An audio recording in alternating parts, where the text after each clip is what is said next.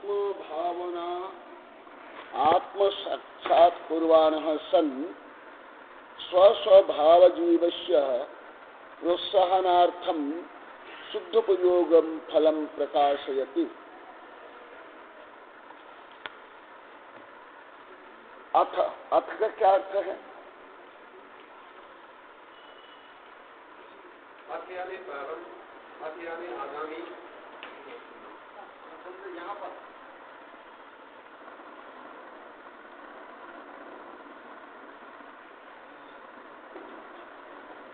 ये प्रस्तावना है।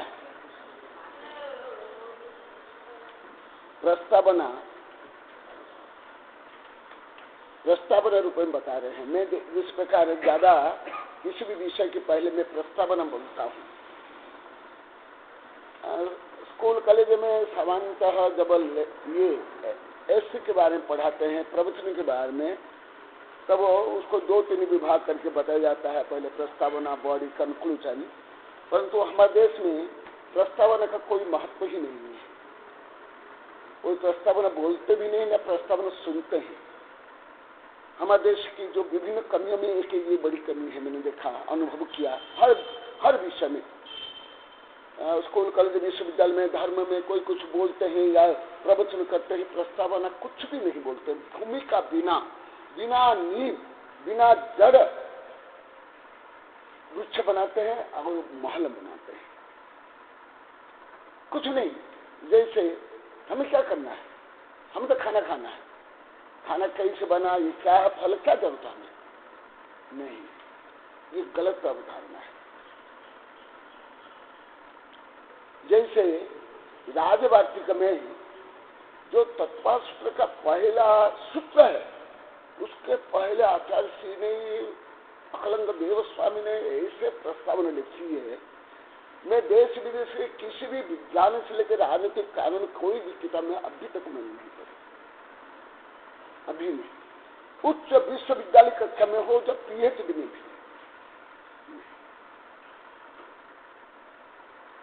क्यों? किस उद्देश्य ये है काम है, किस उद्देश्य हम बता रहे हैं, किस उद्देश्य पढ़ रहे हैं, किस उद्देश्य हम काम कर रहे हैं, ये तो कुछ मालूम नहीं। बीच में टपक जाता है। क्या समझाएगी? क्या ठोस निष्पत्ति निकलेगी? जैसे हमारे देश की कोई किसी भी विधा में ठोस निष्पत्ति नहीं है। ज्ञान, विज्ञान से लेकर शिक्षा, कानून, राजनीति में कोई निष्पत्ति नहीं, क्योंकि उसका जो आधार ही सही नहीं। देखा, यहाँ तो बहुत कम प्रस्तावना है। और जैसे सामान्यतः मानते हैं कि ये प्रस्तावना लिखना, संपादन करना विदेशियों से भारतीय लोग को सीखे। ठीक है, गुलाम के बाद विदेशियों से सीखे, अभी भी नहीं जानते हैं। परंतु 1000 वर्ष पहले हमारे देश में ऐसी किसी प्रकार की कमी नहीं। हाँ, 1000 वर्ष से कमियां ही कमियां हर क्षेत्र में, हर क्षेत्र में। कोई क्षेत्र नहीं कि हमारे देश में कमियां ज्यादा नहीं, अच्छाइयां कम है, परंतु उसके पहले नहीं। किसी भी विधाओं के ज्ञान, विज्ञान हमारे देश में ऐसे नहीं पहले था, मेरा तो अनुभव नहीं है। हाँ, प्रायोगिक रूप में नहीं हो, अलग बात है, परंतु सैद्धांतिक रूप में या हमारे महापुरुषों ने, तीर्थंकरों ने, ऋषि मुनियों ने, दार्शनिक ने नहीं जाना, नहीं लिखा इस बात में। अभी देखा प्रस्तावना ही कितनी है। प्रस्तावना की बात छोड़ो, हमारे यहाँ तो हेडिंग तक नहीं पढ़ते। हेडिंग तक नहीं। किसी भी लेसन है, अध्याय है, वो हेडिंग नहीं पढ़ते। प्रस्तावना की बात छोड़ो। देखो, यहाँ कई प्रस्तावना एक साथ, उससे पता चलता है हमारा उद्देश्य क्या है, हम किस उद्देश्य से ये काम कर रहे हैं, अध्ययन कर रहे हैं, सब कर रहे हैं। ये देखो, हर जगह में हमारे यहाँ प्रस्तावना है। आप लोग को जब पूजा करते हो उस समय भी प्रस्तावना रहती है, जब स्वाध्याय करते हो उसके पहले भी वो प्रस्तावना है, ये भी प्रस्तावना है। परंतु प्रस्तावना का महत्व शाब्दिक रूप में तो नहीं जानते हैं, भावात्मक रूप में क्या जानेंगे। जैसे मैं कोई भी विषय प्रवचन में बोलता हूं, मैं पहले टॉपिक को बोलूंगा। मैं इस विषय बोलूंगा इस बिना मैं प्राय के प्रवचन नहीं करता हूं। जो मेरा देश विदेश स्कूल कॉलेज विश्वविद्यालय में विभिन्न स्थानों में होता है, मैं जैसे तैसे कोई विषय को उठा कर नहीं बोलता। पहले बोलूंगा मैं आज इस विषय में बोलूंगा, फिर उसके अनुसार संपूर्ण विषय रहेगा। जैसे आप लोग को भी यहाँ इतने जो प्रवचन सुनते हैं, मैं पहले वो विषय बोलूंगा, मैं किसके बारे में बोलूंगा, फिर ये बताऊंगा मैं क्यों ये विषय बता रहा हूं, इसका उद्देश्य क्या है। और हमारे देश में शिक्षा हो, प्रवचन हो, धर्म है, बीच में टपक कर ये जैसे गप्पा लगाते हैं, मधु के गुनगुण गुणगुण करती रहती है, बच्चों के झुमका जैसे बजाते रहते हैं, ना आगे कुछ जानते, ना पीछे जानते, ना कुछ उसको निष्पत्ति जानते, ना प्रणाली जानते हैं, कुछ नहीं। इसलिए परिणाम कुछ नहीं मिलता है। देखो यहाँ प्रस्ताव बना, ये शुद्धोपयोग का वर्णन क्यों कर रहे हैं, जबकि स्वयं कुंद स्वामी को शुद्धोपयोग नहीं था। मैं यहाँ कई बार बोल दिया, उसके पहले भी अनेक आचार्य हुआ, किसी भी शुद्ध बुजुर्ग नहीं हुआ, और पंचम काल में अंतिम तक किसको भी शुद्ध बुजुर्ग नहीं हुआ। होगा क्या, जैसे मैं यहाँ कई बार बोल दिया, पहले जो मैं बोलता हूँ वो समझ लो, मैं नवीन पे नहीं बताऊंगा। फिर शुद्ध बुजुर्ग की आवश्यक क्यों है, इसका वर्णन की आवश्यकता है। स्वयं जब कुंद स्वामी को शुद्ध बुजुर्ग नहीं था, उसके पहले भी आचार्य को नहीं था, उसके बाद के आचार्य तक को नहीं रहा, ना उपाध्याय को ना साधु को, फिर ये शुद्ध पूजो का वर्णन क्यों, बता रहे हैं। अथ शुभ अशुभ योग द्वयम निश्चय हे ज्ञात शुद्ध पूजो का अधिकार प्रारंभ मान शुद्धात्म भावना आत्म साक्षात पूर्वान सन स्वस्वभाव जीवस्य प्रोत्साहनार्थम शुद्ध प्रयोग फलम प्रकाशयति। यहाँ मनोविज्ञान भी है, कर्म सिद्धांत भी है, और लक्ष्य निर्धारण हमें कैसे करना चाहिए ये इसका वर्णन है। वर्तमान जैसे मैं कई कक्षा में बता दिया हूं, वर्तमान दोनों उपयोग में से कोई एक उपयोग, तीन उपयोग किसको होगा ही नहीं, तो फिर क्यों बोलना, क्यों लिखना। निश्चय शुद्ध और अशुद्ध से परे, जो आप लोग को बहुत बार बोला, कल तो बहुत 2 घंटा ही बताएगा। सिद्ध भगवान का स्वरूप है, हमारा स्वरूप है, जिसकी उपलब्धि तीर्थंकर को भी 8-10 भव तक नहीं हुई। उस भव में तीर्थंकर को 1000 वर्ष या 10-12 वर्ष के साधने के बाद जिस शुद्ध उपयोग की उपलब्धि होगी, अभी कुंद स्वामी ने इस पंचम काल में क्यों किया? क्या यह अनावश्यक नहीं है, व्यर्थ नहीं है?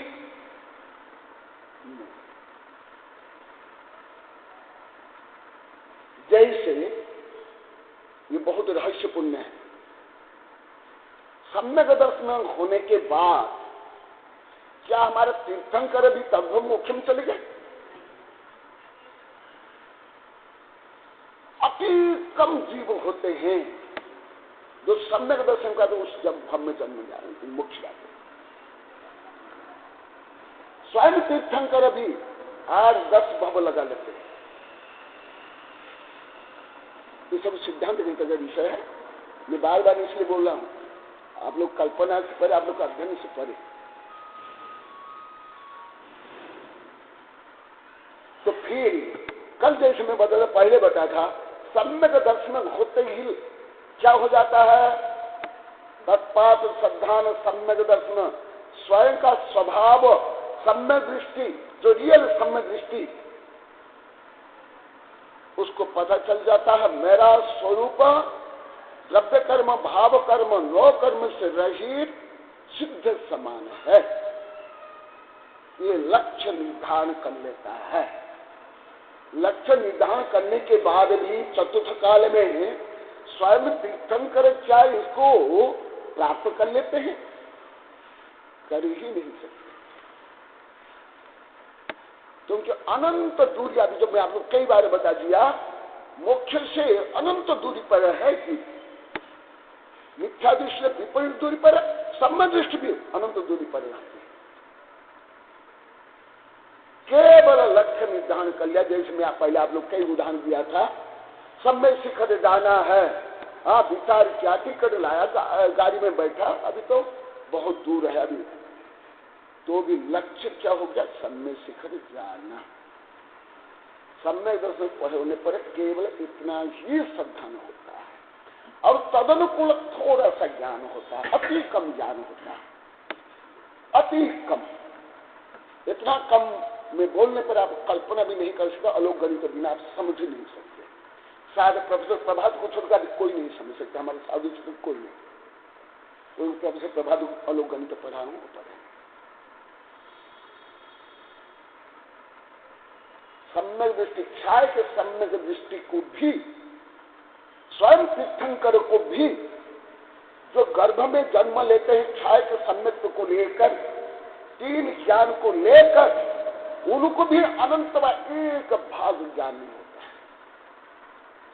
इतने गणधर होने के बाद भी, दिव्य ध्वनि सुनने के बाद भी सत्य का अनंत भाग ज्ञान होता है। समझ में आ रहा कुछ? केवल भाषा में समझ, गणित में समझ बहुत कठिन है, बहुत समय लगेगा। तो फिर सम्यक दृष्टि को क्या आत्मा का ज्ञान हो जाएगा?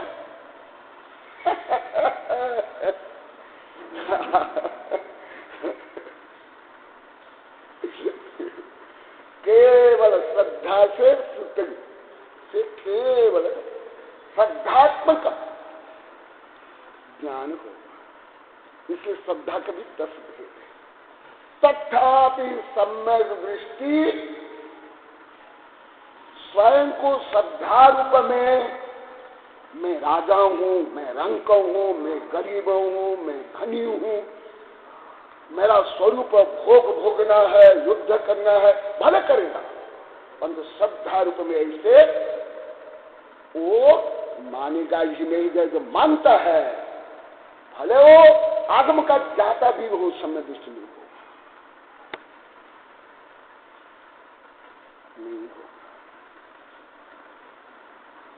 तो ऐसे ही पंचम काल में ना कुंद को शुद्ध पूजो को हुआ, ना उनके पहले के जो आचार्य धरेशन पुष्प भूत बलि, तो कुंद से बड़े बड़े आचार्य हुए, ना उनको हुआ, ना उनके बाद भी जो अनेक आचार्य हुए, वहां से लेकर अभी तक का कोई आचार्य को नहीं होगा। और पंचम काल में नहीं, छठा काल में नहीं, फिर आगे जो नहीं, आगे जाकर भक्त क्षेत्र में फिर सब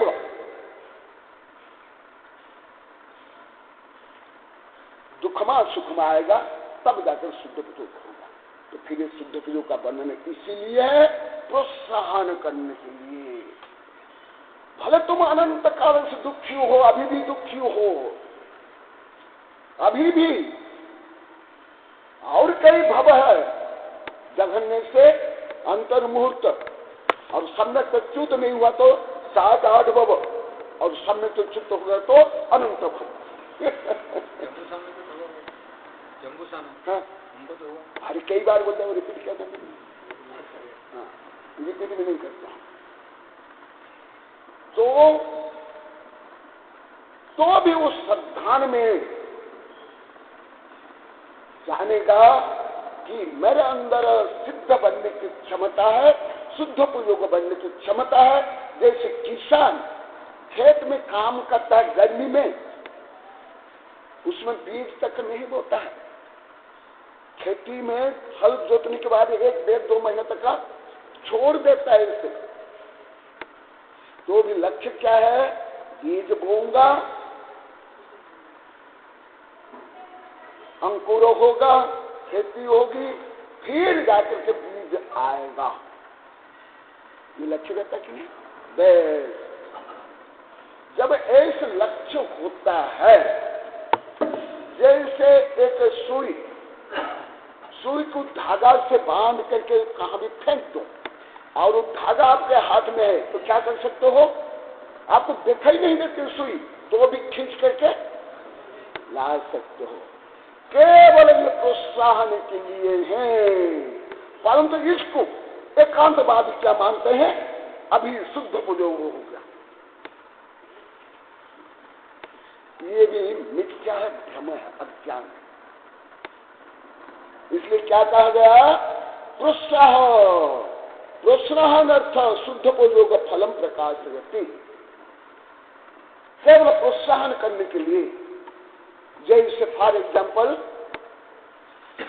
बच्चों को मंदिर जाने के लिए या स्कूल जाने के लिए, अच्छा काम के लिए प्रोत्साहित करके उसको कुछ खिलौना रुपया ये वो देते हैं। कोई मंदिर जाने का फल, धर्म करने का फल कोई रुपया थोड़े है, चॉकलेट फल थोड़े है, वो तो आत्मनिश्चित मोक्ष प्राप्त है। परंतु बाल प्रबोधनार्थ ये करना पड़ता है। इसलिए केवल प्रोत्साहन के लिए, कोई भी काम करने के पहले प्रोत्साहन करना चाहिए। प्रोत्साहन से ऊर्जा उत्पन्न होती है, समर्थन मिलता है। जैसे फॉर एग्जाम्पल मेरा खुद का उदाहरण है, मैं हर काम, लगभग हर काम में स्वेच्छा से करता हूं, तथापि हर काम बोला मैं स्व प्रेरणा से, स्वेच्छा से, जो कोई नहीं करता वो काम ज्यादा मैं करता हूं। महत्वपूर्ण काम जो दूसरे करते वो भी मैं नहीं करता हूं ज्यादा करके। तथापि मेरा अनुभव है, जो मैंने ग्रंथ लिखा उसके पीछे भी प्रोत्साहन है। आचार्य विमल सार गुरुदेव, भक्ति सार गुरुदेव, जो ज्ञानानंद है ना, जो अभी समाधि हो गई, सम्मति सागर, ये सब के प्रोत्साहन मेरे पीछे बहुत वर्ष तक रहा कि आप ही लिखो, आप ही लिख सकते हो, आपको लिखना चाहिए। बहुत वर्ष तक, कम से कम 8-10 वर्ष तक। आपने पुस्तक में अपने ग्रंथ में लिखा है कि जब हम उत्कृष्ट भावना के वशीभूत होकर किसी कार्य को प्रारंभ करना चाहते हैं तो प्रकृति की समस्त शक्तियां हमारी सफलता के लिए जागृत होते। मैं कई किताब में लिखा हूँ, बहुत किताब में, हाँ एकदम लिखा हूँ, बहुत किताब लिखा। ये सब सिद्धांत जानने का मैं स्वच्छा से हर अच्छा काम करता हूँ। कोई जाने माने नहीं माने, विरोध करे, मैं परवाह नहीं करता, एकदम नहीं करता। तथापि मेरा अनुभव है प्रोत्साहन से उस ऊर्जा में, उस गति में तीव्रता मेरा बहुत अनुभव है। जब मैं खुद स्व प्रेरणा से सब पढ़ता हूँ, लिखता हूँ, ये करता हूँ, वो करता हूँ, जितना अधिकांश काम अंत प्रेरणा से करता हूँ, तथापि दूसरे की प्रेरणा, प्रोत्साहन, सहयोग से उसमें शक्ति आती है। इसलिए धर्म में अनुमोदना, जय जयकार, प्रशंसा क्या है? परंतु इधर देव शास्त्र उनको पूजा करेंगे, परंतु कोई काम करते तो उसका समर्थन भी नहीं करते, उसका समर्थन भी नहीं करते और विरोध करते। देखा आध्यात्म ग्रंथ में भी क्या लिखा हुआ? प्रोत्साहन करो, आगे बढ़ाओ। अभी जैसे स्वयं प्रभात बता रहे थे, अभी आज के बाद बोले ना, मैं काम थोड़े कर रहा हूँ, मेरी पत्नी का उनके प्रोत्साहन से मैं सब कर रहा हूँ, वो मुझे ले आए, आपको बताएंगे। स्वयं प्रभात भी यही वीरा के प्रोत्साहन के कारण 3 महीने के बाद आए। हम लगभग 9 महीना रहे उनके नगर में, 9 महीना, और लगभग 48 साधु हम थे। इतने बड़े बड़े प्रवचन होते थे। मैं जब प्रवचन करता था कितने भीड़ लगते थे, एकदम बताओ कितने भीड़ लगते थे। आसपास का एरिया है और की बात सड़क है, हम लोगों को सड़क पर दूर दूर तक माइक लगाने पड़े क्योंकि लोग वहां पर भी खड़े हो जाते हैं। और नागपुर में 2-3 किलोमीटर ब्लैक हो जाता, उसमें ब्लैक एंड व्हाइट कलर के टीवी थे, उससे देखते थे। देखा, इसीलिए कोई अच्छा काम करता है अनुमोदना करो, प्रोत्साहन करो। कल बता था जय जयकार होता है, पंचाश्चर्य होता है, परंतु दुर्भाग्य हमारा देश है, गलत काम के लिए तो अच्छा मानते हैं, सहयोग करते हैं, परंतु अच्छा काम के लिए उल्टा ज्यादा करते हैं, उल्टा ज्यादा करते हैं, ईर्ष्या के कारण, द्वेष के कारण, घृणा के कारण। अरे आध्यात्मिक में भी प्रोत्साहन चाहिए, एकदम तो समझ आ रहा, प्रोत्साहन करना। जैसे अब ये बताएंगे रात को, ये स्वयं प्रोफेसर है, ये भी करने का डिलेट नहीं किया है, वो शोध निबंध मैंने कैसे नहीं किया, तथापि ये खुद कई बार बोल दिया। अभी वहां से यहाँ के बोले मैं थोड़े ही, यदि विद्यावती मेरी धर्मपत्नी प्रोत्साहित करके आपके पास नहीं लाती, मैं नहीं आता। बोले कि आज कितने बार बोल दिए, कितने बार आज बोल दिया। आप देखो ये स्वयं प्रोफेसर है, और ये हमारी जो क्या नाम जो कोश है ना, जिनेंद्र कोश, उन्हीं के परिवार की, उनके परिवार की, हाँ देखो, हाँ वो तो आप जानते हो, वो तो बहुत परिचित है, वो तो बहुत परिचित है। ये तो लगभग 3-4 महीने रहे कन्नड़ में, तत्मस में। स्वयं विद्यावती जी हमेशा बोलती थी, बोले आपके प्रोत्साहन से मेरी कलम चलता है। यहाँ आती थी तो देखो, इसलिए धर्म में प्रोत्साहित करना चाहिए, हतोत्साहित किसको नहीं करना चाहिए, समझाया। भले अभी मोक्ष नहीं मिलेगा, अभी शुद्ध प्रयोग नहीं होगा, तो भी प्रोत्साहन करना चाहिए कि साधु बनो, आगे बढ़ो, अच्छा काम करो, सावक व्रत पालन करो, प्रोत्साहन करना चाहिए। वो तो प्रोत्साहित तो होगा, और जो प्रोत्साहन करेगा उसको भी पुण्य बंद होगा।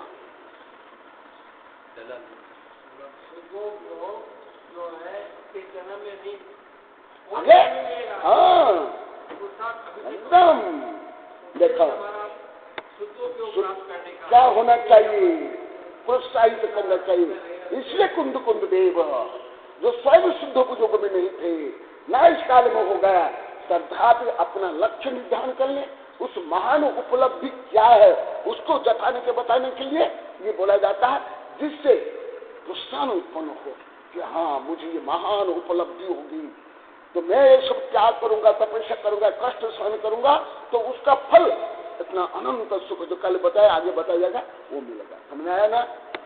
इसलिए प्रोत्साहन करना चाहिए। दूसरा और देखो, अथवा ये सब प्रस्तावना में आना चाहिए। हर विषय में प्रस्तावना बहुत महत्वपूर्ण, जैसे महल के लिए ये तो बहुत छोटी प्रस्तावना है। हमारे जो बड़े बड़े ग्रंथ है ना, कभी कभी सूत्र का अर्थ से ज्यादा प्रस्तावना है, लंबी चौड़ी।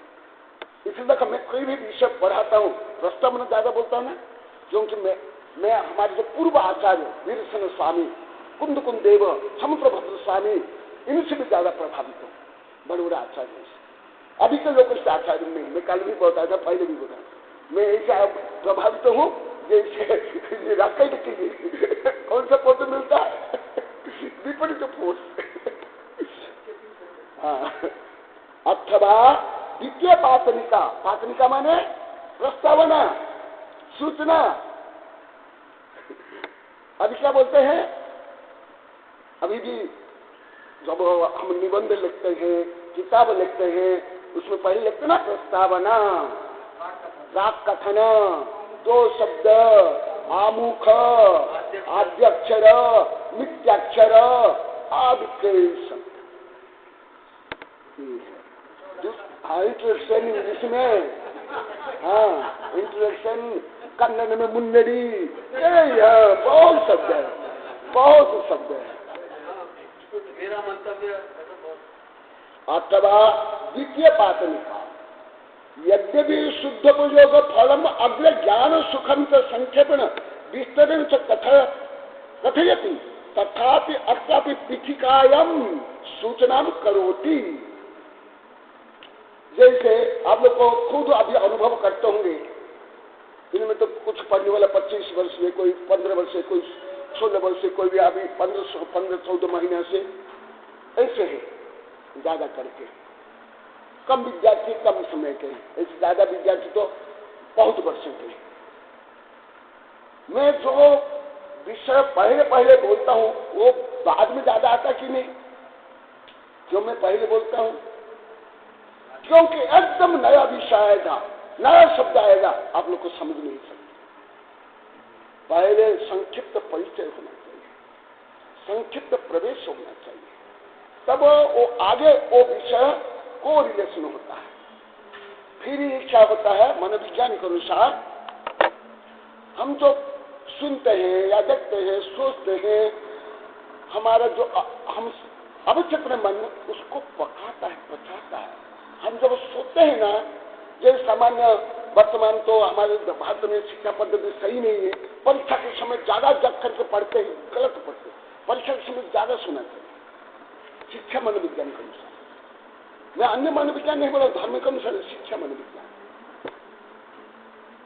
जिसमें परीक्षा हो, जैसे 7 घंटे से 8 घंटा सुना चाहिए बच्चों को, क्योंकि जो पहले पढ़े हैं सुने पर एक तो ब्रेन को विश्राम मिलता है और ब्रेन में प्रोसेस होता है,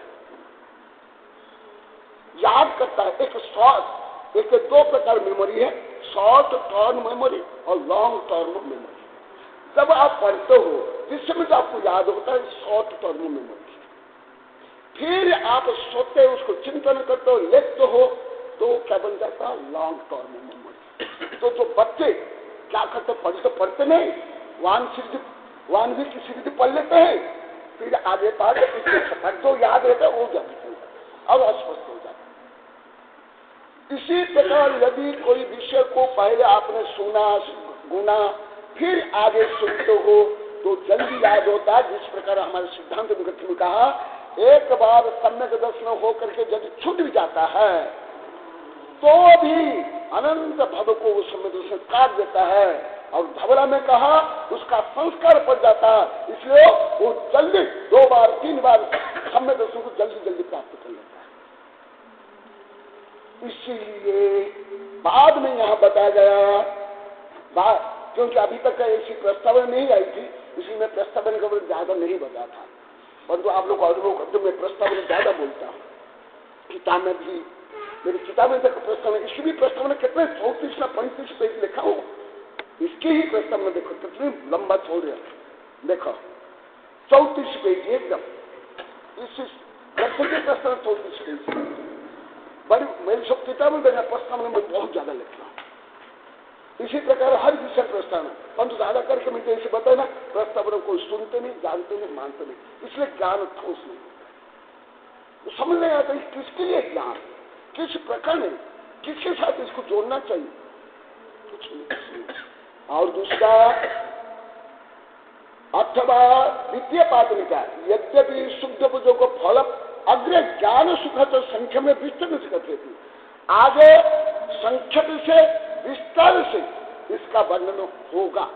मैं भी खुद बोला, तथापि कथयति तथापि अत्र पीठिकायाम सूचना करोति, तथापि सूचना करता है, क्योंकि सूचना के बाद वो तैयार रहेगा, प्रेम तैयार रहेगा। जैसे मैं अभी धीरे धीरे अधिकांश काम छोड़ दिया, पहले भी जो करता था अभी नहीं करता। पहले मेरे शिष्य ये भी बैठे हैं, ये भी जानते हैं, आप भी जानते हो, पहले के और भी ब्रह्मचारी जानते हैं, और यहाँ से बहुत लोग जानते हैं। पहले मैं जितना प्रवचन करता था, जितना शिविर लेता था, जितनी संगोष्ठियां, जितना सांस्कृतिक प्रोग्राम करता था, उसको मैं बहुत कम कर लिया, और उसका लाभ मुझे बहुत ज्यादा मिला और विश्व को मिला। क्योंकि मैंने अनुभव किया, सूचना तक सुनते नहीं, बार बार आगे पूछे कक्षा कब चलेगी, जो कक्षा में कभी नहीं आएंगे वो पूछेंगे पढ़ाते नहीं, तो कभी नहीं आते, प्रवचन नहीं करते हो, कब होगा प्रवचन, क्यों नहीं होगा। सूचना को भी ना पढ़ते ना सुनते। यदि सूचना को पढ़ने ही सुने नहीं, मेरा लगभग 30% समय ऊर्जा ये केवल सूचना देने में व्यस्त हो जाता था। इसीलिए मैं ये सब काम छोड़ने के बाद और तीव्रता से मेरा विकास हो रहा, और मैं ज्यादा पढ़ा पा रहा हूँ, प्रवचन कर पा रहा हूँ, लिख पा रहा हूँ, देश विदेश से बड़ा काम हो रहा है, क्योंकि सूचना तक नहीं सुनते। जब सूचना नहीं सुनोगे फिर काम कैसे करोगे। जैसे रेल इस समय में आएगी अनाउंस किया जाता ना, अब सूचना ही सुने नहीं, सूचना क्या करना, तो कब आएगी, किस प्लेटफॉर्म में, किस लाइन में आएगी, कैसे आपको पता चलेगा। इसलिए सूचना को भी ध्यान पूर्वक सुनना चाहिए। और हमारे भारत में सूचना पढ़ते नहीं, बार बार अनाउंस करो, ब्लैक बोर्ड में लिख लो, निमंत्रण कार्ड भी दे दो, तो भी सूचना को पढ़ते नहीं, सुनते नहीं, याद नहीं।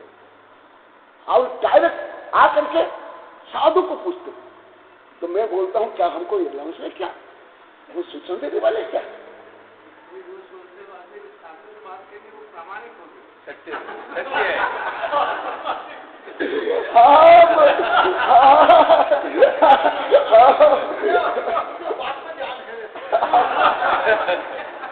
ये साधु झूठ नहीं बोलते।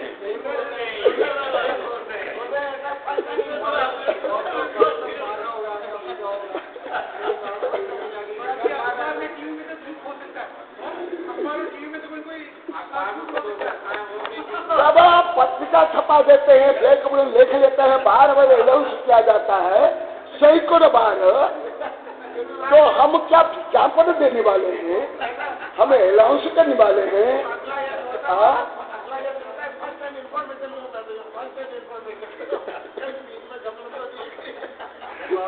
बात का समर्थन इससे भी मिलता है कि रेलवे स्टेशन पे खड़े होते हैं ना, वो बार बार बाइक किसी हमारी इच्छा थी उससे विश्वास नहीं की इंक्वायरी पे जाते, वो गणित इसलिए मैं अभी कल बताऊंगा, इसलिए भारत में सबसे ज्यादा दुर्घटना में मरते हैं 15 वर्ष से बेकार भारतीयों का, क्योंकि सूचना के अनुसार से कोई काम नहीं किया। कल ही नहीं बोला था, सबसे अभी तक रिकॉर्ड किसी ने तोड़ नहीं पाया। भारत तो रैंक में है, विश्व चैंपियन नहीं। हाँ, इसलिए देखो हमारे आचार्य आध्यात्मिक ग्रंथ में क्या लिख रहे, सुनो, ये सामान्य रहस्य नहीं है, बहुत रहस्य इसमें। ये एमबी में क्या पढ़ते हैं, बाप है।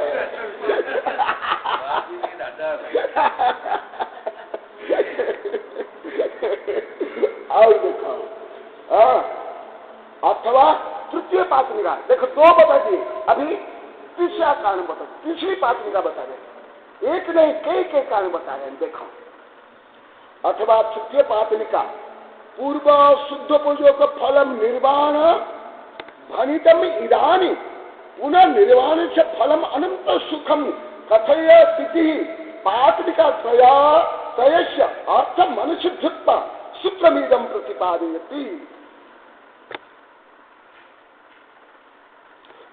ये लो हमारे सर्वज्ञ तो सर्वज्ञ थे ही, गणधर तो थे ही, परंतु मैं अनुभव करता हूं हमारे पूर्वज भी महान मेधावी थे, महान मेधावी।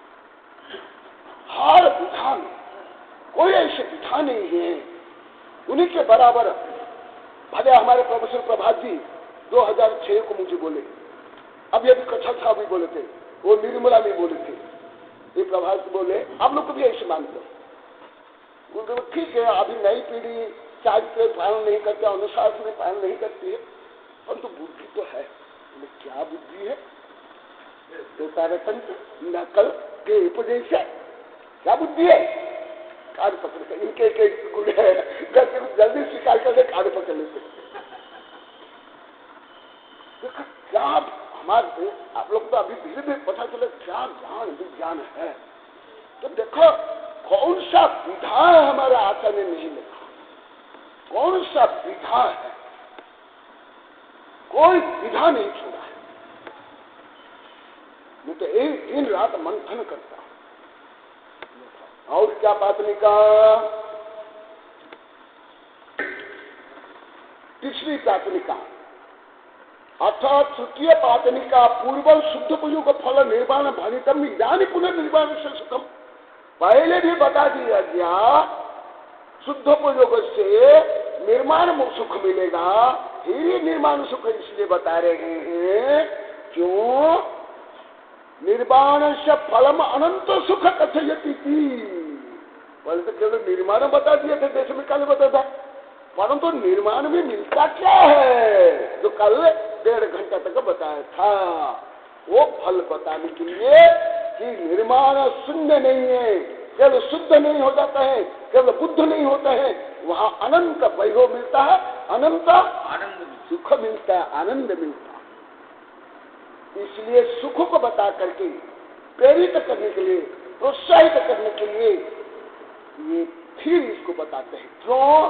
अनादिकालीन कुसंस्कार कारण जीव केवल काम, भोग, बंध, कथा, सत्ता, संपत्ति, प्रसिद्धि का एक टेस्ट जानता है, उसका ही रस जानता है, परंतु आत्म सुख को नहीं जानता है, नहीं अनुभव किया। इसलिए एक बार बोलने पर स्वयं गणधर भी पूरा समझ नहीं पाते, स्वयं तीर्थंकर भी 2, 3, 4 भांत नहीं समझ पाए। समझ में आता है? आध्यात्मिक इतना सरल नहीं है जैसे स्कूल कॉलेज का विषय या राजनीतिक कानून या व्यापार धंधा या जज बन गया, एक वैज्ञानिक बन गया, डॉक्टर बन गया। ऐसे अनंत वैज्ञानिक, अनंत डॉक्टर एक आध्यात्मिक ज्ञान के सामने तुच्छ है, न्योछावर कर लो तो भी कुछ भी नहीं है। जब एक एक अणु, एक एक कीड़ा, एक एक जो क्षुद्र जीव के बारे में पूरा एक एक वैज्ञानिक, कई कई वैज्ञानिक लगा लेते हैं। जैसे आप फिजिक्स के, केमिस्ट्री के केवल एक एक अणु, एक एक रासायन के लिए कितने वैज्ञानिक लोग जीवन दे देते हैं। आप जानते हो गोदावरी साहब, एक एक क्षुद्र जीव, ये टट्टी के, पेशाब के, गोबर के, एक एक कीड़ा के लिए कितना अध्ययन करना पड़ता है, कितना लाख करोड़ों खरबों रुपया लग जाता है। तो फिर जो ब्रह्मांड के महानतम, सूक्ष्मतम जो आत्म तत्व है, उसको क्या एक दिन में, एक कक्षा में, एक साध्या में, एक प्रवचन सुन लोगे? ये भी मेरा रहस्य में बताता हूँ। पहले बच्चों को मैं बहुत बड़ा ही जानते हैं, प्रवचन जो पहले के सब जानते हैं, ये लोग को भी जानते हैं, कितने में बच्चों को पढ़ाता था। अभी मैं क्योंकि पढ़ाई के दबाव इसको आते भी नहीं है, पहले बच्चे आकर के कोई नमकार मत सुना देते थे, 24 भगवान का नाम और चिन्ह, मुझे इतने प्रश्न होता था, मैं पुरस्कार देता था, पेन देता था। अभी कोई सुनाने पर मैं प्राप्त कोई महत्व नहीं, कोई पुरस्कार भी नहीं, तब कोई पुरस्कार क्यों मैंने अनुभव कर लिया वो भी बता। केवल 24 भगवान का नाम चिन्ह और 23 नमकार मतलब और सत्ता दंड का पढ़ लिए और क्या सोचते हम तो जैन धर्म का पूरा ज्ञान करें, हमारा ज्ञान तो हो, तो और ये बाधक बनता मैंने अनुभव किया। जैसे 24 भगवान का नाम चिन्ह कर लेते हैं, सोचते हैं हमारा बच्चा तो ज्ञानी बन गया, ना वो मंदिर में लाते हैं, ना आरत लाते हैं, ना कोई कक्षा में लाता है, ना कुछ पढ़ाते। अरे जब गणधर भी लाखों करोड़ों वर्ष तक दिव्य ध्वनि सुनते हुए भी पूरा सत्य को नहीं समझ पाते, क्या सोचते हैं गणधर कोई 10-20 वर्ष उपदेश सुनते हैं? क्या सोचते आप लोग को? क्योंकि आप लोग गणित का ज्ञान नहीं है, इसलिए आप लोग को नहीं समझते हो। भगवान का उपदेश केवल 84 लाख 1,00,000 -1,000 वर्ष तक देखो ये इसलिए गणित से सब विषय सही ज्ञान, मुझे भी ये जो इतना ठोस ज्ञान है, मूल रूप में अलग गणित है, मूल रूप में। देखो जब स्वयं गणधर जो 4 ज्ञान के धारी, तो आपसे कितना गुना कम ज्ञान होगा उनका?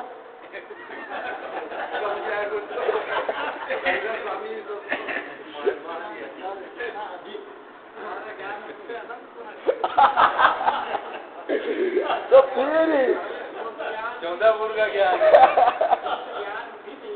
पूरा नहीं है, पूरा नहीं है। तो उनके तो 4 ज्ञान और इतनी विद्या कि कोठ बुद्धि, बीज बुद्धि, पादानुसानी, ये बुद्धि का अर्थ है। इसके ऊपर मेरी किताब 28 वर्ष पहले लिखी, 2 बार छप गया। एक केवल प्रवचन सार, इतना सुन लिया पहले पूरा प्रवचन सार का संपूर्ण ज्ञान हो जाएगा। पादानुसानी ऐसे और एक बार कुछ बुद्धि, एक बार सुने करोड़ अरब वर्ष तक भूलेंगे नहीं। और कुछ ज्ञान है जो जितना सुनेंगे उससे भी ज्यादा ज्ञान हो जाएगा। ऐसे गणधर भी हजारों नहीं, लाखों नहीं, करोड़ों वर्ष दिव्य ध्वनि सुनते हैं। कितने वर्ष? और अभी क्या सोचते हैं, हाँ हम तो समय सारे पढ़ लिए, हम तो तत्व से पढ़ लिए, हम भक्ता पढ़ लिए, वहाँ ये 6 डाला पढ़ ले या नमकार मंत्र सुन ले, हम तो विद्वान बन गए। मुझे कहीं ने बोल दिया, मैं तो सुन सुन के मेरा कान पक गया, मैं अभी किससे सुनता भी नहीं, एकदम नहीं सुनना चाहता। कोई कुछ बोलता है आप सुन देखते हो, मैं कक्षा में आगे किसी कुछ बोलता हूँ अनेक बोले हम तो भाई बहनों पूरा पढ़ लिए बाल्यकाल में ही, हमको तो सब आता है। देखो यहाँ क्या बता रहे हैं, ये बता रहे हैं कि आगे संक्षिप्त में और विस्तार से बार बार बताया जाएगा, तो भी हम बता रहे हैं। इसलिए मैं सत्य वचन के बारे में बताता हूँ। बोला ना, गुरु के लिए हित वचन ही चाहिए, मिथ्या और प्रिय वचन जरूरी नहीं है गुरु के लिए। ये 2 विशेषण गुरु के लिए नहीं है। गुरु कठोर भी वचन बोल सकता है और बोलना चाहिए, और मित्र तो बोल ही नहीं सकते। नहीं तो क्या समझेंगे, जब सब गणधर नहीं समझते हैं फिर दूसरी क्या समझेंगे। इसलिए ये सब सामान्य विषय आप एक बार पढ़ लिए सुन लिए आ जाएगा, क्योंकि वो तो बिना पढ़े लिखे भी आ जाता है, कीड़े मकोड़े भी आ जाता है, पेड़ को भी आता है।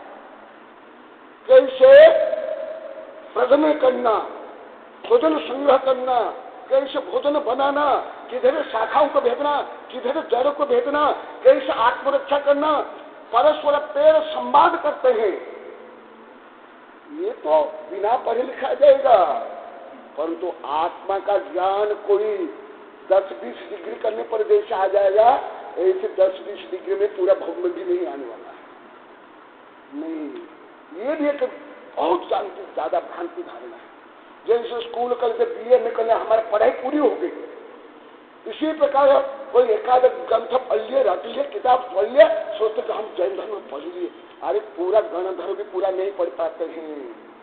ये मैं धबला जैन धर्म के आधार पर बोल रहा हूँ, गणित के आधार पर बोल रहा हूँ, कोई छोटे मोटे ग्रंथ नहीं है।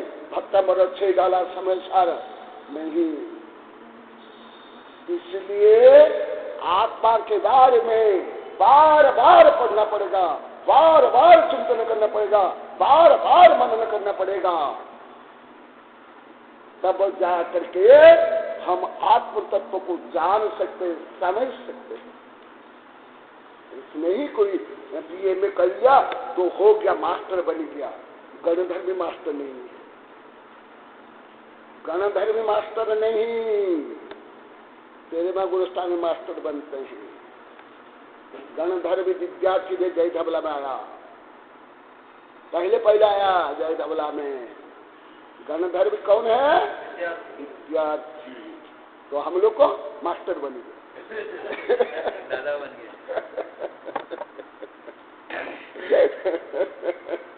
कैसे रहस्य है, कारण है, इस ऊपर मेरी पूरी किताब है। अनंत ज्ञान बिना हुए हमें एक अणु को भी नहीं जान सकते, स्व शरीर को भी नहीं जान सकते, एक अणु को भी नहीं जान सकते। अभी तक वैज्ञानिक लोग को अरब डॉलर खर्च करके एक अणु को अभी तक नहीं जान पाए। डाल्टन से लेकर के वर्तमान विज्ञान अभी भी नहीं जान पाए हैं। अभी कितना टाइम हुआ बताता हूँ, देखो 3:58 तक अभी तक वैज्ञानिक नहीं जाने एक अणु को, हाँ नहीं जान पाए, अभी तक नहीं जान पाए। तो एक अणु को नहीं जान पाए तो आत्मा को कैसे जान लेंगे, ब्रह्मांड को कैसे जान लेंगे? नहीं जान। यही तो चल रहा है ना, यही तो पहले ही आया प्रोत्साहन आगे बढ़ाने के लिए, कोशिश तो इसके लिए तीनों पातनिका यही है। समझ आया कैसे पातनिका कितना महत्वपूर्ण है, और पातनिका को पढ़ते भी नहीं, उसको कोई महत्व नहीं देते हैं।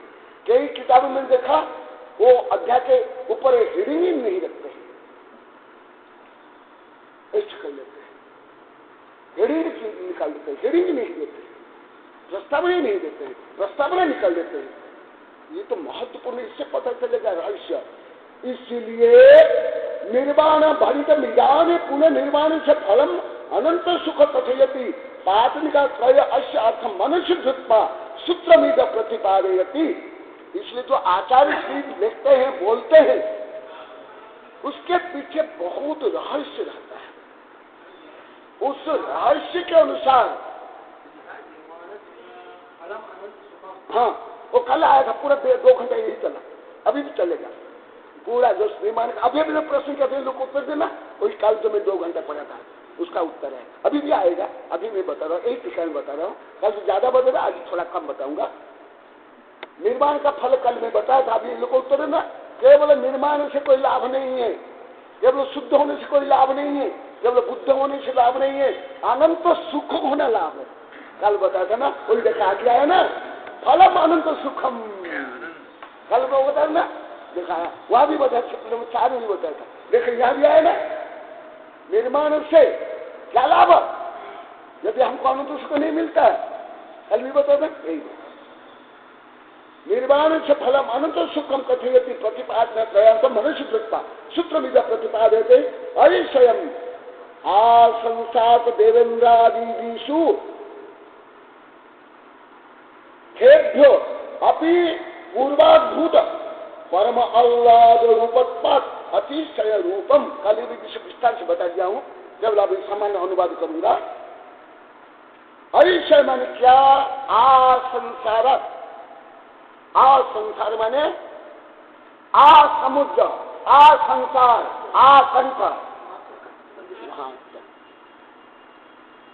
माने जब से संसार है तब से समझ आ गया ना। आ समुद्र, आ कंठ बोलते ना, आ समुद्र, आ वहां से, आ संसारात माने जब से संसार है, बिगिनिंग ऑफ द यूनिवर्स। और संसारात देवेन्द्रादिषु खेभ्यो अपि अपूर्व अद्भुत परम आह्लाद रूपत्वात् अतिशय रूपम। आ संसार में जो देवेंद्र हुए या नरेंद्र हुए, असुरेंद्र हुए, खेचरेंद्र हुए, ये किसी को भी ये सुख नहीं मिला संसार में। ये सब का सुख कल मैंने बताया था, इकट्ठा करके एक साइड में रखो इसके पलड़ा में, और एक पलड़ा में केवल शुद्ध सुख रखो। कौन सा सुख भारी होगा?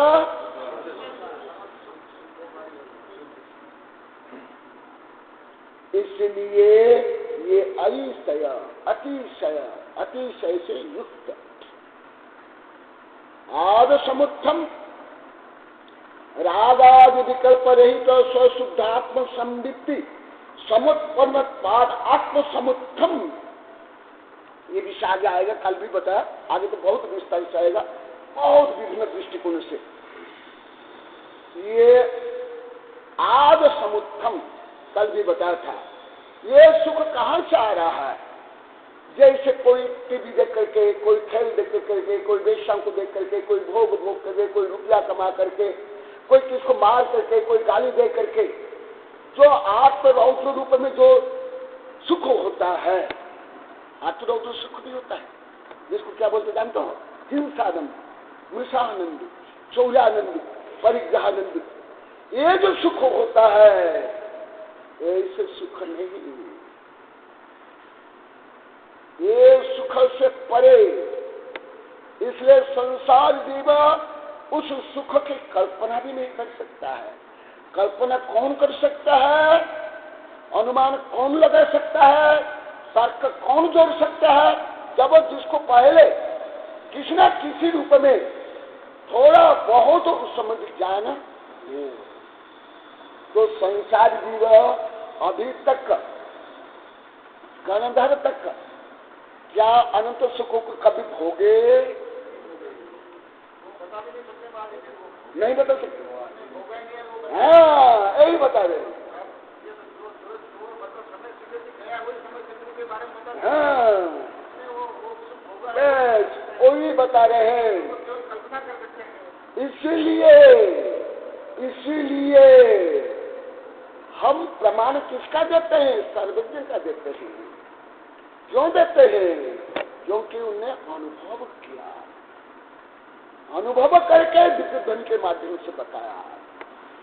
इसलिए कल परसों भी बताया, कई बार बताया, संपूर्ण अभी पृथ्वी के जितना ज्ञान विज्ञान है, आध्यात्मिक ज्ञान के सामने कुछ भी नहीं। मैं पढ़ करके अनुभव करके बता रहा हूं, केवल पढ़ा नहीं, जो गुना और जो तर्क विज्ञान गणित आदि समय में जो निष्कर्ष पर पहुंचा, उस ज्ञान के सामने कोई ज्ञान टिक नहीं सकता, संभव ही नहीं। क्यों? अनंत ज्ञान बिना स्वयं को भी कोई जीव जान सकता है क्या? चलो, स्व शरीर को भी जान सकते क्या? चलो, अभी मेडिकल साइंस से लेकर के, मनोवैज्ञानिक से लेकर के शरीर विज्ञान तक तो पूरा शरीर को जान पाए क्या? पहले बात अभी तक ब्रेन का ज्ञान नहीं हो पाया।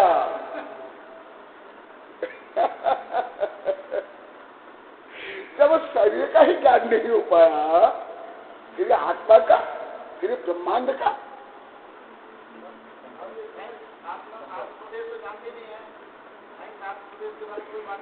जान भी नहीं सकते हैं, जान भी नहीं सकते हैं, ना संभव नहीं। कहाँ इतना ज्ञान है? नहीं। इसलिए यहां बता रहे हैं, देखो क्या बता रहे हैं? रागादि विकल्प रहित स्वशुद्धात्म संविति। देखा, शुद्धात्मा स्वशुद्धात्म संविति, इस विशेषण को पर मैं बता रहा हूं। जो मैं बता रहा हूं स्वशुद्धात्म संविति। अभी तक संसारी जीव शुद्धात्म संविति कर पाया क्या?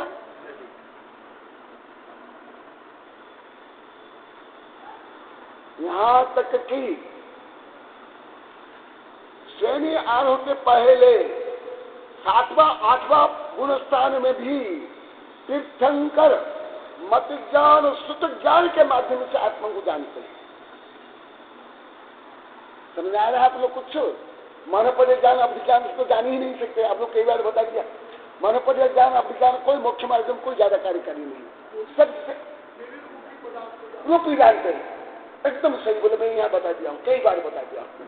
इसलिए मनोपद ज्ञान अभिज्ञान कोई बड़ा ज्ञान नहीं है, सबसे बड़ा ज्ञान है सुत ज्ञान।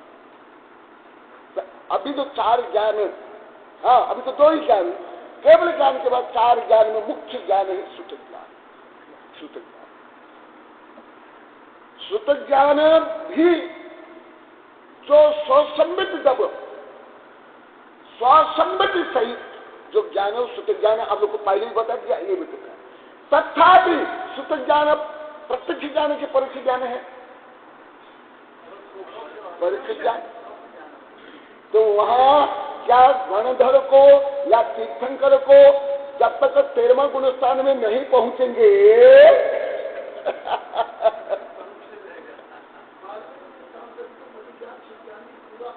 नहीं है।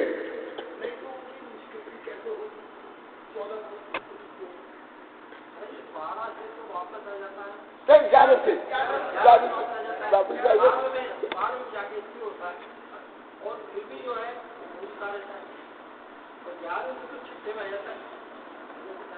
तो देखो, तो ये शुद्धात्म संवित्ति, शुद्धात्म संवित्ति कब होगा? पूर्ण ज्ञान होने के बाद, केवल ज्ञान होने के बाद। क्योंकि एक एक आत्म प्रदेश में इतने गुण है, एक आत्म प्रदेश के गुण मन परिज्ञानी गणधर तीर्थंकर भी ले जाएंगे। एक आत्म प्रदेश की जितनी शक्ति, जितनी शक्तियांश एक आत्म प्रदेश है, और आत्मा में कितने प्रदेश है?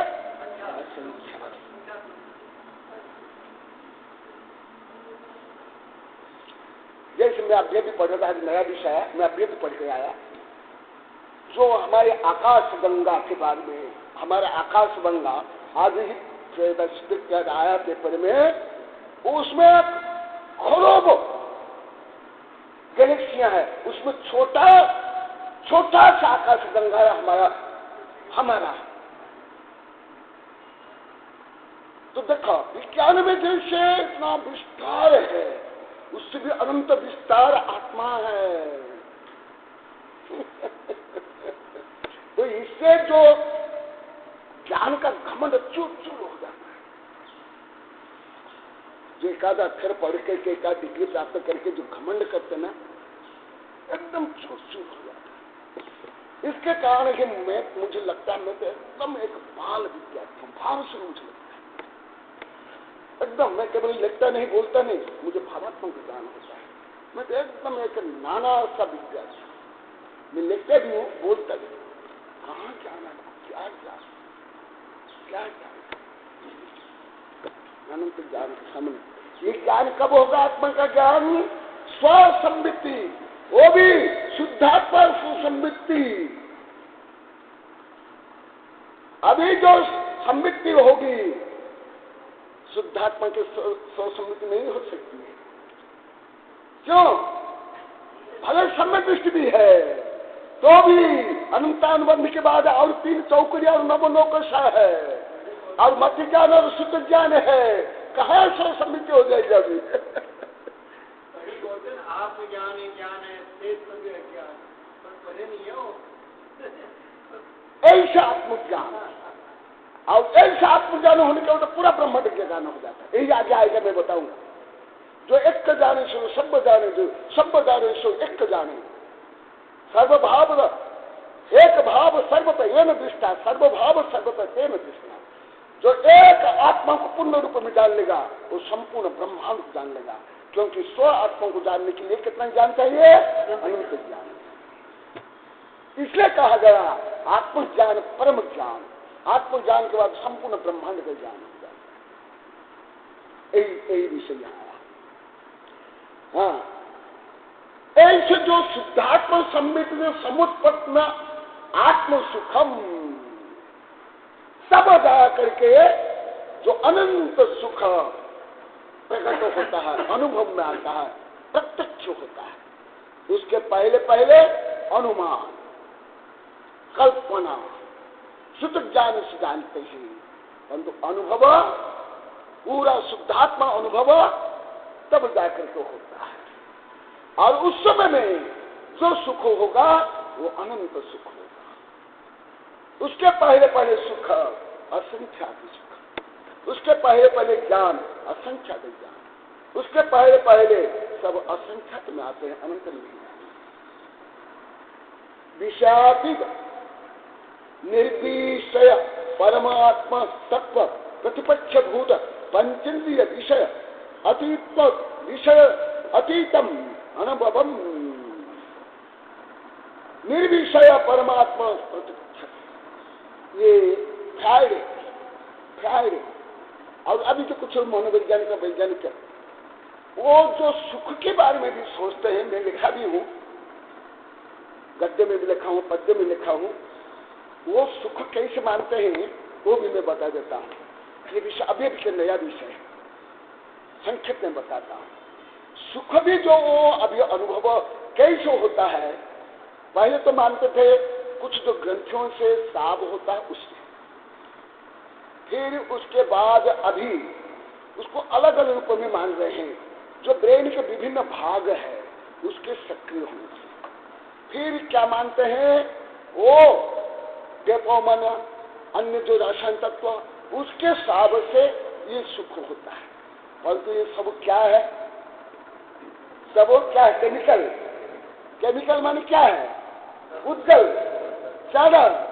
चादर से कहाँ सुखा जाएगा? डोपामिन हो, कुछ भी हो, कोई भी हो, वहां से कहाँ सुखाया जाएगा? हाँ, कथनचित क्योंकि जो हमारा अभी ज्ञान से सब कुछ छाव समित, तो छाव समित कर्म जनित, कर्म से आवृत, कर्म सही, हाँ कथनचित जो साता वेदनी से या इंद्रिय सुख, शारीरिक सुख या थोड़ा बहुत मानसिक सुख हो सकता है, परंतु आध्यात्मिक सुख अभी भी कोई वैज्ञानिक मनोवैज्ञानिक कोई कल्पना भी नहीं करता है। केवल क्या, केवल ब्रेन को देखते हैं, चेहरा को देखते हैं, उसमें जो सेक्रेशन होने वाला विभिन्न केमिकल को देखते हैं, केवल जड़ जड़ जड़ जड़ नहीं। यहाँ क्या बता रहे हैं, देखो ये जड़ से परे निर्विषय, विषयातीत, कोई भी विषय भोग नहीं, निर्विषय परमात्म तत्व प्रतिपक्ष भूत पंचेंद्रिय विषय, जो पंचेंद्रिय विषय है, जो आत्म तत्व के विरोधी है, आत्म तत्व को मलिन करने वाला है पंचेंद्रिय विषय, जो आध्यात्म का अनंत सुख है उसको घात करने वाला है। ये जो घात करने वाला से अनंत सुख कहां से प्राप्त हो जाएगा, जो विरोधी कारण है। और जो थायराइड के संपूर्ण जो विज्ञान है, ओनली सेक्सुअल एंजॉयमेंट, सपने से लेकर के विकास तक सेक्स जो फायदे हैं, इनको भी बड़े बड़े ग्रंथ में पढ़ा। वो क्या मानता है, जो मानव समाज का विकास हो रहा है, मानव जो कुछ सोच रहे हैं, कर रहे हैं, धर्म से लेकर राजनीति, कानून, सब उसका मूल केंद्र। जैसे हम क्या मानते हैं, धर्म का मूल केंद्र क्या, आत्मा, इसलिए फ्राइड क्या मानता है, मूल केंद्र सेक्स। और वैज्ञानिक क्या मानते हैं, केमिकल, फिजिक्स, केमिस्ट्री। अभी वहां यहां तक अभी कोई नहीं पहुंचता है, पहुंच भी नहीं सकते। इतना भौतिक ज्ञान से, यांत्रिक ज्ञान से, इंद्रिय ज्ञान से यहां तक थोड़े पहुंच सकते, नहीं पहुंच सकते। इसलिए सबको आध्यात्मिक शरण में लिए आना जरूरी है, अनिवार्य, और कोई गति नहीं, कोई शरण नहीं है। अनंत सुख प्राप्त करना तो केवल आध्यात्म का ही एक में शरण है, और किससे संभव ही नहीं है। यही यहाँ पर बता रहे हैं, पंचेंद्रिय विषय अतीत विषयातीतम अनुभवम। ये सब विस्तार से आएगा, उस समय बताऊंगा। तथापि ये पहले का था, सही रूप में समझो, ये वर्णमाला है। अनुभवम निरूपम परमानंद। कल आपके प्रश्न था, 3 प्रश्न, देखो मुझे याद आ गया। अभी आप प्रश्न करना, प्रभात उत्तर देंगे, क्योंकि मेरा नियम है, जो विषय में पढ़ा दिया वो विषय में नहीं पढ़ाता हूँ, मेरे चीज से पढ़ाते हैं उत्तर। और अभी नियम विकल्प पर और भी ले लिया, हाँ अभी आ गया, अभी प्रभात उत्तर देंगे। हाँ अभी आया है, निरूपम परमानंद, परमानंद का लक्षण उपमा रहित पाद अनुपमम। हाँ आपके प्रश्न बोल दो, 3 प्रश्न थे। हाँ हाँ हाँ बोलो प्रभात, तो थोड़ा रेस्ट भी ले लो। अरे आप लोग को बहुत बार पढ़ा दिया हूँ।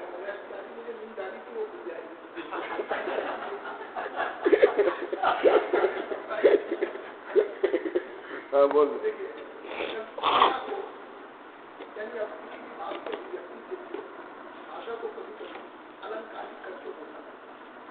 लेकिन वो भी उसकी किसी गुणों को, उसके स्वभाव को समझाने इसके लिए अलंकार का प्रयोग होता है। ये 2 प्रकार के अलंकारिक शब्द अलंकार, मैं ज्यादा डिटेल में नहीं जाऊंगा। यहाँ पर केवल उपमा अलंकार है। ये उपमा अलंकार वहां होता है जहाँ किसी एक उत्कृष्ट उसकी तुलना की जाती है। इस उपमा अलंकार के लाभ ये होते हैं, एक उपमा के रूप में एक साधारण धर्म और एक वाचन। उपमान वो है जिसकी तुलना की जाए। जब मैंने उदाहरण भी दिया था कि बच्चे का मुख, बालक का मुख चंद्रमा के समान है, उसके अंदर व्यापक उत्कृष्ट चंद्रमा है, निकृष्ट जिससे तुलना की जा रही है, तुलना के लिए वो बच्चे का मुख है। तो बालक का मुख हुआ उपमान, जिससे तुलना की जाए चंद्रमा, वो हुआ मुख है।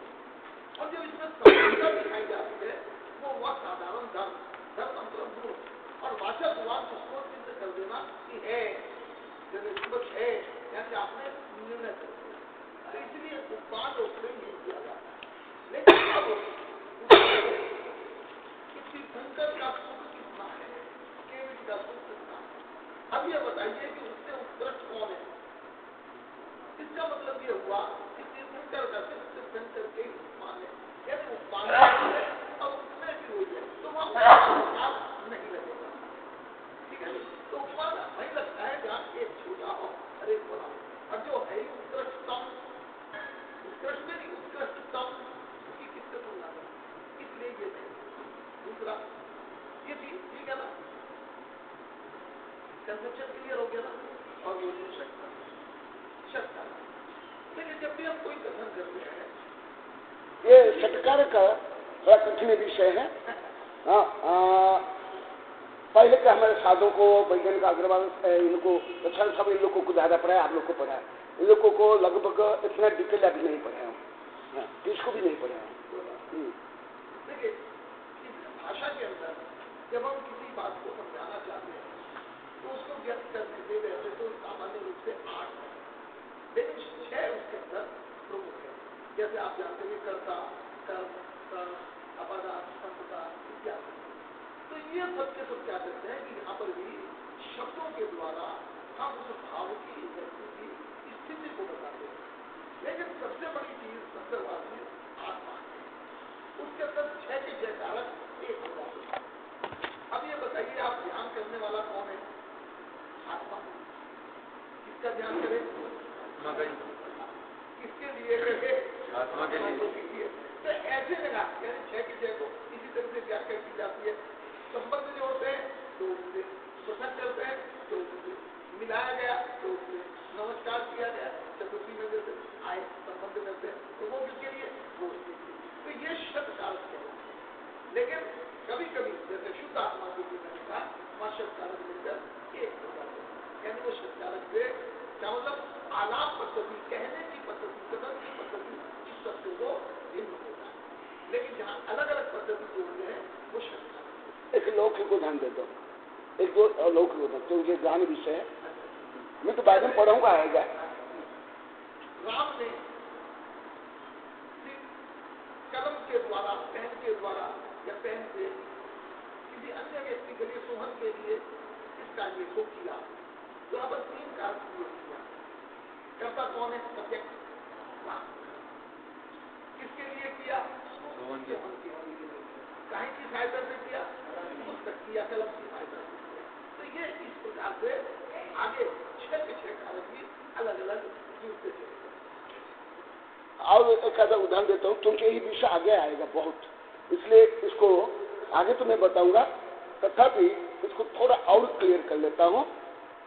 ये बहुत गहन विषय, सूक्ष्म विषय है। एक चीज और, हाँ, इसके लिए आचार्यों ने यानी कि जो तर्क विज्ञान है, तर्कशास्त्र है, वहां पर खासतौर से 2 शब्द इस्तेमाल किए, अहम और इदम। अहम का मतलब वो मैं, इदम का मतलब है दूसरा। तो जहाँ अहम और इदम यानी अपने को और फल को जोड़ने के लिए बात की जाती है, वहां पर भी श्रद्धा रखाइए। हाँ ठीक है। जैसे एक स्थूल उदाहरण देता हूँ, पानी फ्रिज के अंदर 1 घंटा में बर्फ बना, ये हुआ भेद सत्कार। क्यों? फ्रिज अलग कारक हुआ, कारक माने रीजन, हेल्पिंग रीजन, उपाय, साधन, निमित्त, ये कारक है। तो ये फ्रिज हुआ 1 घंटा में, ये अधिकरण, कालाधिकरण। कौन सा अधिकरण? कालाधिकरण। और फ्रिज में स्थानाधिकरण क्या बना? बर्फ बना। तो क्या अभी तो ये सत्कार होगा सामान्य व्याकरण की दृष्टि से, जो आप लोग को जो व्याकरण पढ़ते हो, ज्यादा किसी हिंदी भाषा से व्याकरण पढ़ते नहीं भी, हाँ, तो ये हुआ सत्कार व्यवहार से। परंतु आध्यात्मिक दृष्टि से, आध्यात्मिक दृष्टि अभी आगे वर्णन आएगा, इसलिए मैं इसको बता रहा हूँ, नहीं तो नहीं बताता, क्योंकि इसके आधार पर इसको वर्णन बहुत आएगा। आध्यात्मिक दृष्टि से अभी उसको मैं जोड़ूंगा। फ्रिज बर्फ बना, काल बर्फ बना, घर बर्फ बना।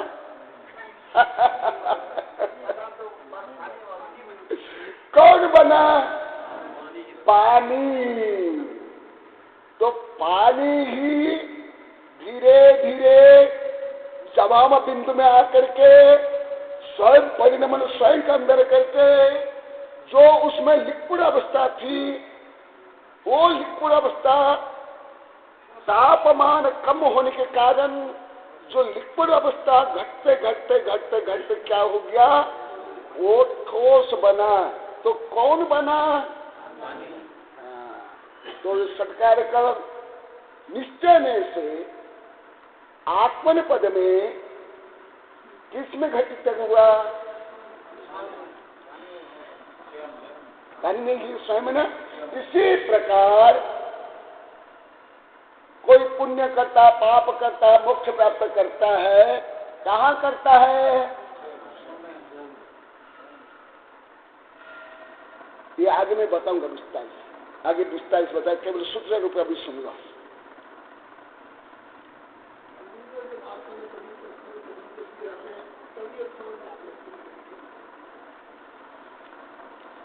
जाकर नहीं पढ़ाते हैं, इसलिए भी भाषा ज्ञान ठोस नहीं हो पाता है। भाषा जो पढ़ते थे ध्यान का देते हैं। हाँ 3 नंबर का सवाल आ रहा था वो कितना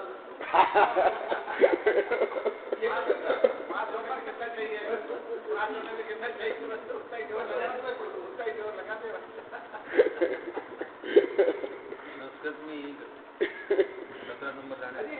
ग्रामर बहुत पढ़ना पड़ता पुस्तक भी नहीं देखी होगी। आजकल ग्रामर बंद हो गई, बिल्कुल पढ़ाते ही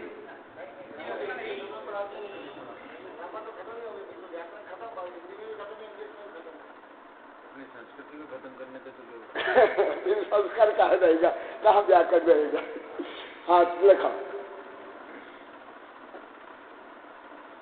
अनाभवम। हाँ बता दिए, उपमा कई बार बता दिए। अनंतम, इसलिए वो मैं नहीं बता रहा हूँ, उपमा उपमेय वो बता ही दिए।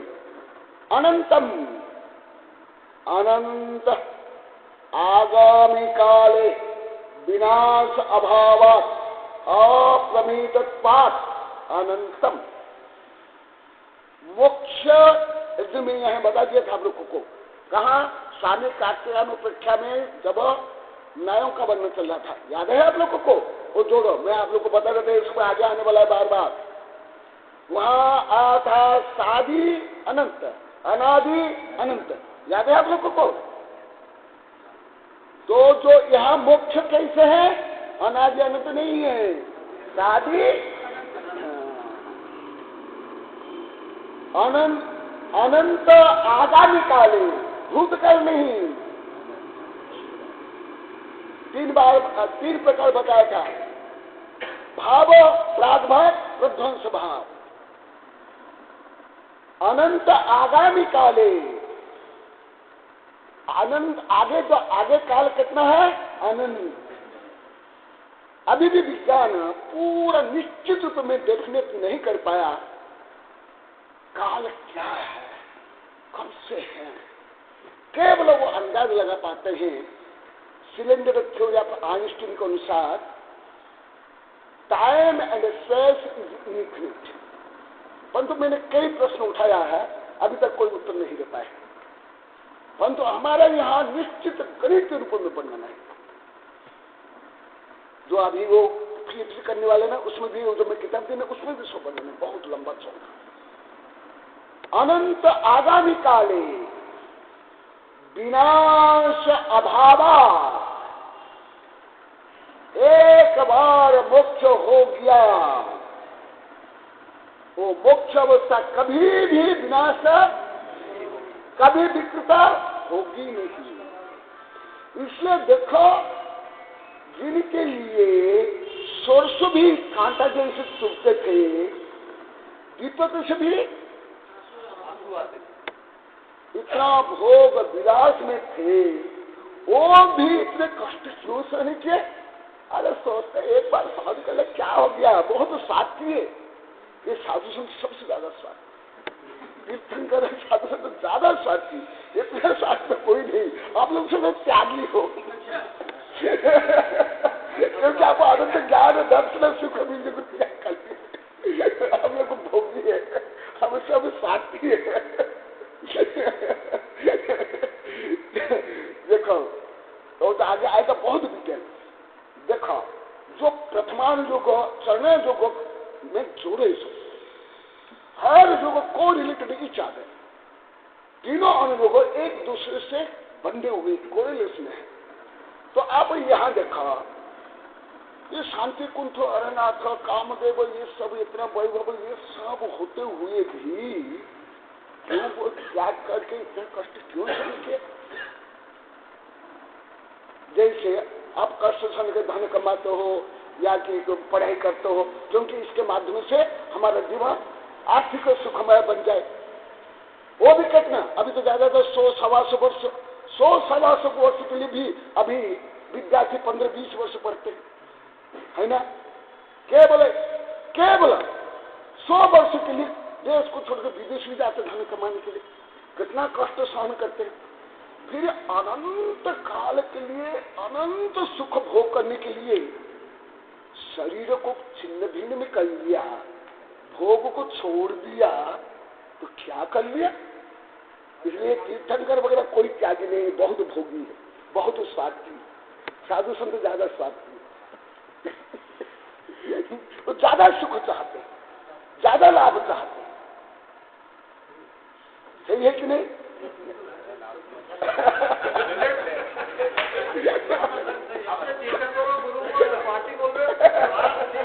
बहुत स्वार्थी, एकदम स्वार्थी, एकदम स्वार्थी स्वार्थी।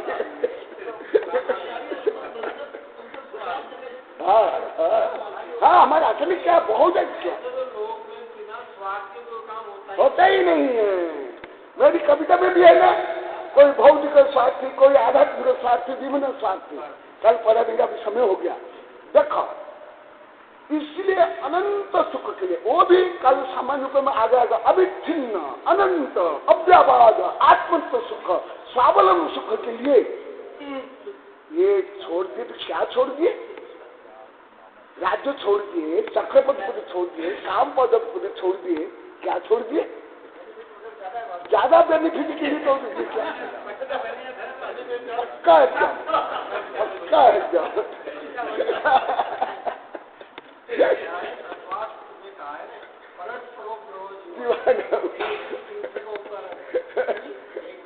और परस्पर उपग्रह द्रव्यानाम भी, परस्पर उपग्रह गुणानाम भी। देखो, अनंत आगामी काल विनाश अभावात अप्रतिमा,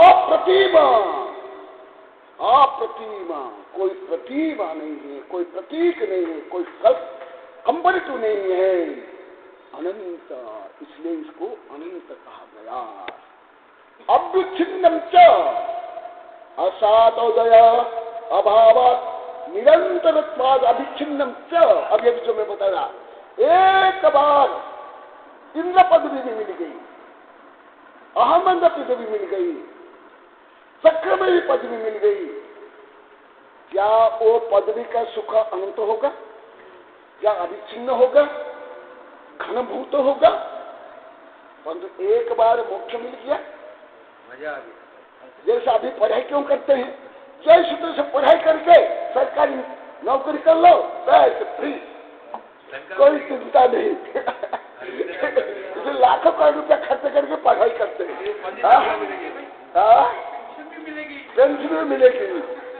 केवल 80 ज्यादा 17-80 वर्ष उम्र के लिए 17-15 ज्यादा कितने 80 साल सुख प्राप्त करने के लिए 20 वर्ष लगा लेते हैं, करोड़ रुपया खर्च कर लेते हैं, 20 से भी ज्यादा करते हैं।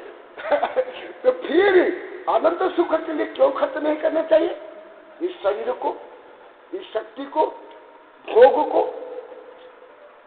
अनंत सुख मिलना मिला, और वो कभी नष्ट होने वाला नहीं है, अविच्छिन्न। सुहम एवं उक्त विशिष्ट सुखम भवती। वो सुख जो विशेषण बताएगा, आगे बताएगा, ऐसे विशेषण युक्त उनका सुख।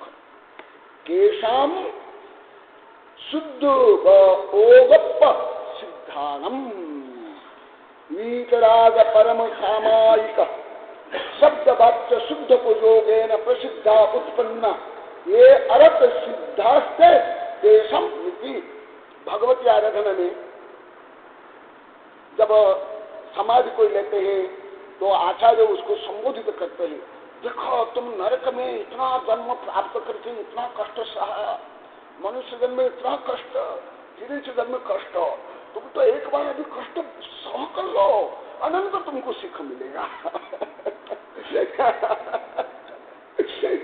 हाँ, क्योंकि कष्ट तो सहन क्या ही जीव अनंत बात, हाँ क्या कि नहीं, विवश होकर के, कर्मवश होकर के, तुम स्ववश होकर के अभी कष्ट भोगो, कष्ट सहन कर लो, कर्म की निद्रा, कर्म को नष्ट करके अनंत सुख प्राप्त कर लो, वो संबोधन करते। यही यहाँ पर बताएगा, जो ऐसे वितराग सामायिक युक्त समता युक्त जो शुद्ध उपयोग से जायमान जो सिद्ध अवस्था है, वो ऐसे अनुपम सुख है। अत्रम एवं एव सुख उपादेयत्वेन निरंतर भावनीय नीति भावार्थ, जो मैं कई बार बोलता हूँ, कई कविता में लिखा हूँ, देखा। अत्र इदम एव, अत्र यहाँ पर इदम एव, तीन विशेषण। कल प्रभात जी कुछ बोले थे शाम को, ही विशेषण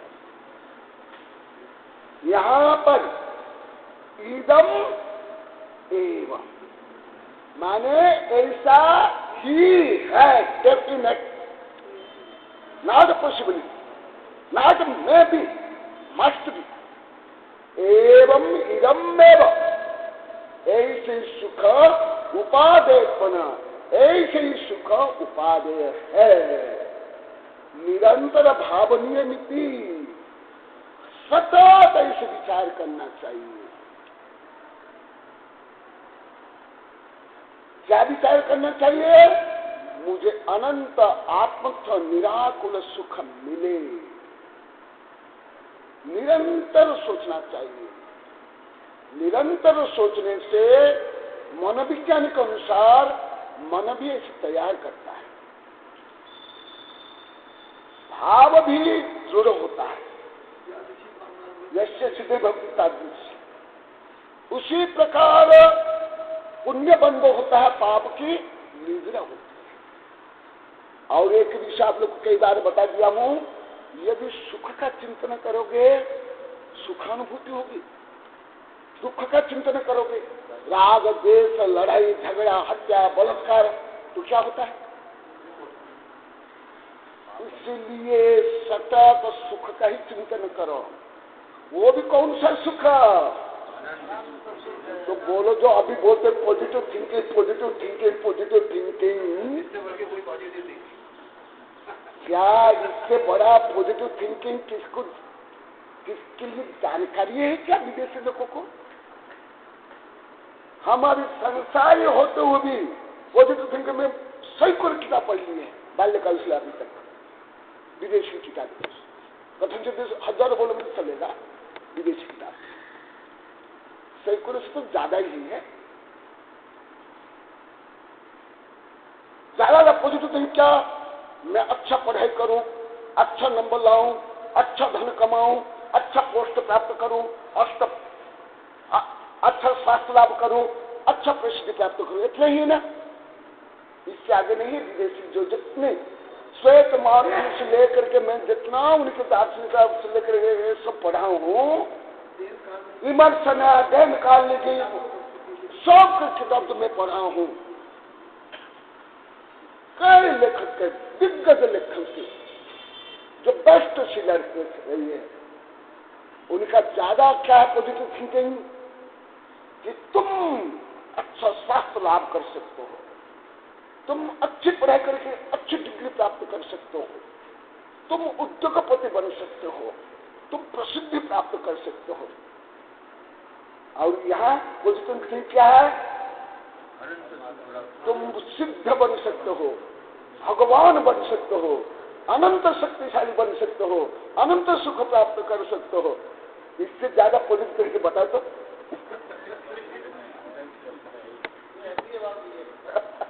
महाएम भी है, परम भी है। देखा ये, इसलिए निरंतर भावनीय इति भावार्थ, ये शैथिल्य नहीं है, ये सामान्यतः तो हम तो मोक्ष प्राप्त नहीं कर सकते, कुछ नहीं कर सकते, हम क्यों अर्हंत भगवान की सिद्ध भगवान का ध्यान करेंगे, क्यों ये आत्मज्ञान करेंगे, क्यों त्याग करेंगे, क्यों तपस्या करेंगे? नहीं, आज भी प्रवचन बोला, कल भी बोला था, कई प्रवचन यहाँ ही बोल जाऊं। आप जिस प्रकार विचार करोगे ना, इसी प्रकार तंत्रिका तंत्र में, ग्रंथियों में, ब्रेन में उसी प्रकार चेंज होता है, उसी प्रकार सुख अनुभव होता है, वो दुख भी कम अनुभव होता है।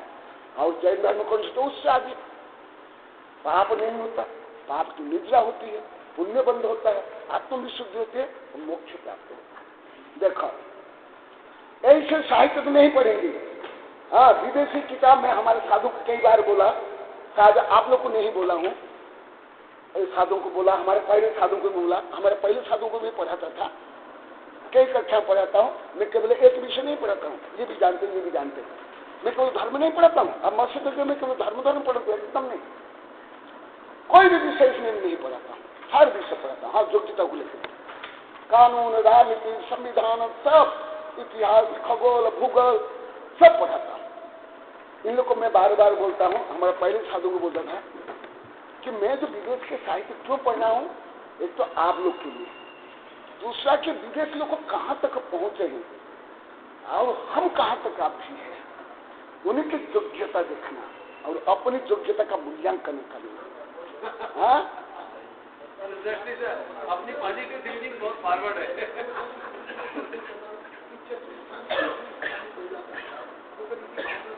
एकदम एकदम एकदम। दूसरा मैं बताता हूँ, ये जो मैं भी पढ़ता हूँ ये सब उद्देश्य से, परंतु अभी हमारे भारतीय साहित्य में इतना ज्ञान विज्ञान है, इसको पढ़ते तक नहीं, और विदेशी किताबों हिंदी अनुवाद करके सब पढ़ते हैं। धर्म में इतना लिखा हुआ, सुनते भी नहीं, पढ़ते भी नहीं, कोई तो किताब खरीदते नहीं। मैं पहले कितना फ्री बांधता था, प्रभात को मालूम है, ये मेरे पीछे लग गए, ये मेरे पीछे लग गए, और मेरे बहुत शिक्षक लगे, ये भी अभी आए थे वहां पर। कहाँ आए थे? पायरा में। बोले गुरुदेव आपकी किताब किसको नहीं देना। पहले भी कई बार बोले आपका मूल्यांकन नहीं करते, आपका साहित्य है, साहित्य आप किसी को नहीं देना। पहले मैं फ्री देता था, इन लोग कारण मैं अभी फ्री नहीं देता हूँ, योग्य व्यक्ति को देता हूँ, ज्ञान दान देता हूँ।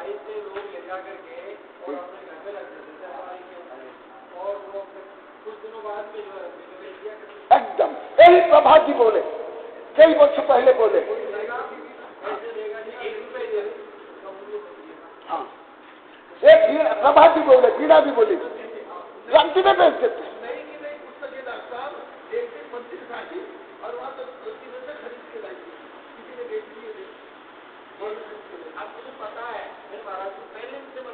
हाँ, मना के इसलिए अभी नहीं देता हूँ, आप लोग कहने में नहीं देता हूँ, केवल आप लोग देखो देता हूँ क्या, कोई ज्ञान दान दिया, कोई अच्छा काम किया, उनको ही देता हूँ, सबको कहा देता हूँ, मांगने पर भी नहीं देता हूँ, एकदम नहीं। कृपया फ्री ना मांगे। हाँ हाँ, वैसे घबराएंगे तो अब वहाँ भीड़ लग जाती थी साइकिल लेने के लिए, भीड़ में वो साइकिल ले जाते घर में रखते थे, अब कितने देते हो। और इंडियन रुपयों की भाषा ही समझते हैं, फ्री में तो कोई मूल्यांकन होता ही, फ्री में तो कल एक गांधी जी भी बोले थे, कल बोले थे, यहाँ कई व्यक्ति खड़े हुए थे, ये इस किताब बुक लेकर बोले कि गुरुदेव किताब आप पढ़ो तो आप तो हॉस्पिटल में नहीं जाओगे। फिर बोले आप लेके रख लो, पढ़ नहीं पाओगे, लेते ही पढ़ो। कल बता दे, हाँ देखते ना, 35 वर्ष पहले लिखा हूँ, चलने का अवस्था में। चलो, बोधि समाधि